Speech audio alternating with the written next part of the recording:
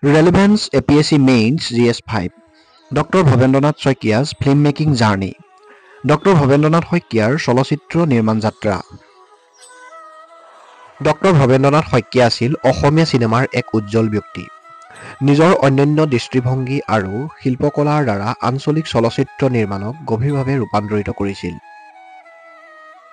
20 শতিকাৰ শেষৰ ফালে তেওঁ কেৱল এজন চলচ্চিত্ৰ নিৰ্মাতাতকৈও অধিক হিচাপে আত্মপ্ৰকাশ কৰিছিল।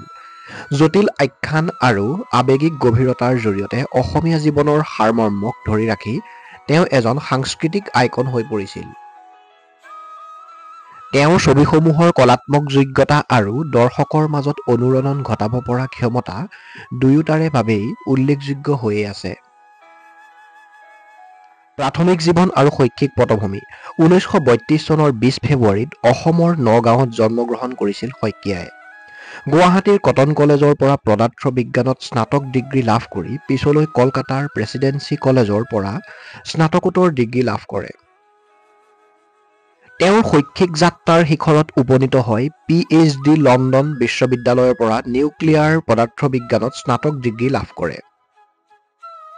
উল্লেখযোগ্য শৈক্ষিক সাফল্যৰ সত্ত্বেও শইকীয়াৰ গল্প কোৱাৰ প্ৰতি থকা আকৰ্ষণে তেওঁক চিনেমাৰ দিশে পথ প্ৰদৰ্শন কৰিছিল। চলচ্চিত্ৰ নিৰ্মাণত প্ৰৱেশ অসমীয়া চিনেমায়ে বহল ভাৰতীয় চলচ্চিত্ৰ জগতৰ ভিতৰত নিজকে সংজ্ঞায়িত কৰিবলৈ সংগ্ৰাম কৰি থকা এটা গুৰুত্বপূৰ্ণ সময় 1970 চনৰ পৰাই শইকীয়াৰ চলচ্চিত্ৰ জীৱন আৰম্ভ হৈছিল। তেওঁৰ প্ৰথম ছবি সন্ধ্যা ৰাগ 1977 মূলসুঁতিৰ ভাৰতীয় চিনেমাৰ পৰা আঁতৰি আহিছিল। তেওঁৰ নিজৰ চুটিগল্পৰ পৰা অভিযোজিত হৈ মানৱ সম্পৰ্কক প্ৰামাণ্যতা আৰু গভীৰতাৰে অন্বেষণ কৰা হৈছিল। শইকীয়াই বাস্তৱবাদৰ ওপৰত গুৰুত্ব দিয়াটো তেওঁৰ কামৰ এটা সংজ্ঞায়িত বৈশিষ্ট্য হৈ পৰিছিল। প্ৰাকৃতিক পোহৰৰ ব্যৱহাৰ, অন লোকেশ্যন শ্বুটিং আৰু প্ৰায়ে অপেচাদাৰী অভিনেতাক কাষ্টিং কৰা। তেওঁৰ মতে চিনেমায়ে কৃত্ৰিম সজ্জা অবিহনে বাস্তৱ জীৱনৰ জটিলতা প্ৰতিফলিত কৰিব লাগে। দৰ্শকৰ সৈতে গভীৰ আৱেগিক সংযোগ গঢ়ি তুলিব লাগে। শইকীয়াৰ ছবিত বাস্তৱবাদ অনিৰ্বাণে 1981 চনৰ কলাত্মক দৰ্শনৰ উদাহৰণ দাঙি ধৰিছে। তেওঁৰ অতীতৰ পৰিণতিৰ সৈতে যুঁজি থকা এজন মানুহৰ ওপৰত গুৰুত্ব আৰোপ কৰিছে।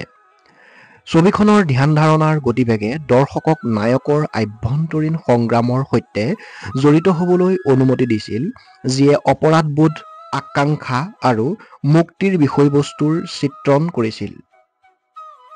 অগ্নিস্নান 1985ত শইকীয়াই ব্যক্তিগত সম্পৰ্কত লোভ আৰু বস্তুবাদৰ প্ৰভাৱ পৰীক্ষা কৰি প্ৰগতিৰ নৈতিক ব্যয় আৰু পৰম্পৰাগত মূল্যবোধৰ খহনীয়াৰ ওপৰত প্ৰশ্ন উত্থাপন কৰিছিল।